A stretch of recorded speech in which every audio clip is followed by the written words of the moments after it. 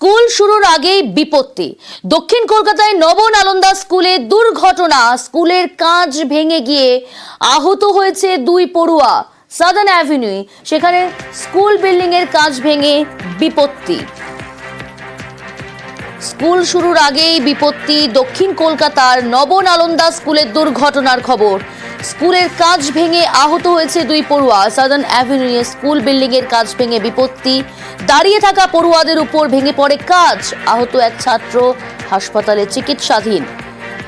সরাসরি রয়েছে প্রতিনিধি সুস্মিতা। সুস্মিতা, স্কুল কর্তৃপক্ষ কি জানাচ্ছে, কিভাবে ঘটলো এই দুর্ঘটনা? আহত স্কুল পড়ুয়া তারা কেমন রয়েছেন?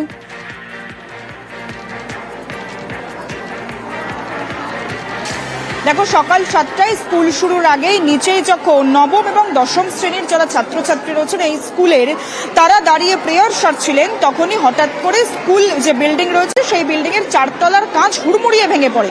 কিন্তু সেই কাঁচ কেন ভেঙে পড়লো সে বিষয়ে স্কুল কর্তৃপক্ষ এই মুহূর্তে মুখ খুলতে নারাজ। তারা বলছেন গোটা ঘটনা খতিয়ে দেখা হচ্ছে, গোটা ঘটনা খতিয়ে দেখার পরেই তারা গোটা বিষয়টি জানাবেন।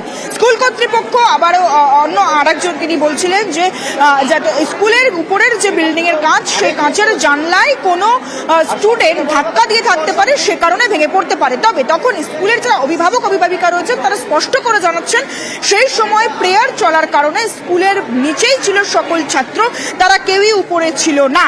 স্কুলের কর্তৃপক্ষের বিরুদ্ধে অভিভাবক অভিভাবিকারা যেমন মিথ্যাচারের অভিযোগ তুলছেন, ঠিক তেমনই তারা বলছেন রক্ষণাবেক্ষণের অভাব রয়েছে।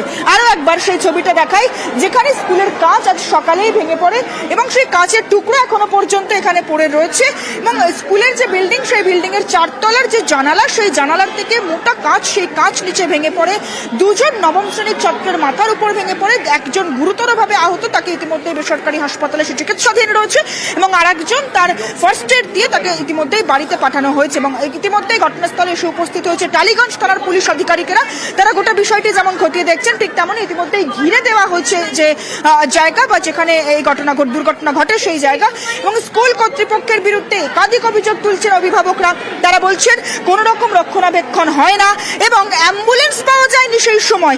স্কুলের যারা অভিভাবকেরা সেই সময় উপস্থিত ছিলেন, সেই সময়ই তাদের নিজেদের তত্ত্বাবধানে, অভিভাবকরা নিজেদের তত্ত্বাবধানে দুই ছাত্রকেই চিকিৎসা বা প্রাথমিক যে চিকিৎসা, সেই চিকিৎসা প্রদান করে পাশের একটি বেসরকারি হাসপাতাল, সেখানে নিয়ে যায়। অভিভাবকরা তারা স্কুল কর্তৃপক্ষের বিরুদ্ধে আক্রোশ ক্ষোভ যেমন উগ্র দিচ্ছেন, ঠিক তেমনই প্রিন্সিপালের দেখা মেলেনি, কারোর সঙ্গে যোগাযোগ করছেন না প্রিন্সিপাল, এমনটা অভিযোগ করছেন। কিন্তু স্কুল কর্তৃপক্ষ তারা স্পষ্ট করে জানাচ্ছেন যে প্রিন্সিপাল তিনি রয়েছেন বেসরকারি হাসপাতালে, যেখানে চিকিৎসাধীন রয়েছেন একজন গুরুতর আহত ছাত্র, যেখানে রয়েছেন প্রিন্সিপাল। কিন্তু গোটা বিষয়টিকে কেন্দ্র করে এই মুহূর্তে স্কুলে উত্তেজনার পরিস্থিতি সৃষ্টি হয়েছে এবং কিছুক্ষণ আগে স্কুল কর্তৃপক্ষকে ঘিরে ধরে কার্যত বিক্ষোভে ঘটে পড়ে এখানে যারা অভিভাবক রয়েছেন তারা।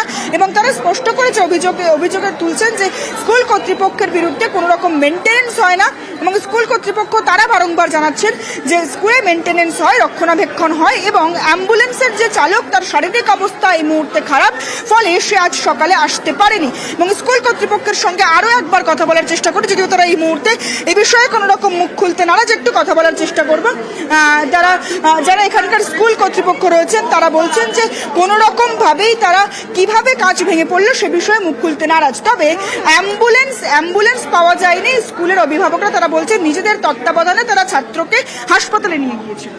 এটা আমি টিচাররাই তো নিয়ে গেছিল না, অভিভাবকরা হয়তো সঙ্গে ছিলেন, তারা আমাদের সাহায্য করেছিলেন অ্যাম্বুলেন্সের ছেলেটি অসুস্থ হয়ে পড়ায়, কিন্তু না, টিচাররা সবাই সঙ্গে ছিল। প্রিন্সিপালের দেখা মেলেনি এমনটা? প্রিন্সিপাল স্যার নার্সিং হোমে আছে, ওরা চলে যাক, দেখা পাবে, নিশ্চয়ই দেখা পাবে, ওরা যাক, গেলেই দেখা পাবে।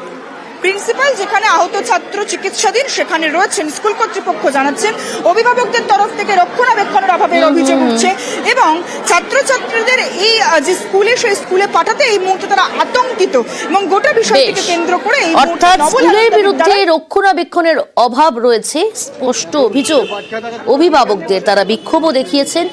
স্কুল শুরুর আগেই বিপত্তি, দুর্ঘটনা নবনালন্দা স্কুলে।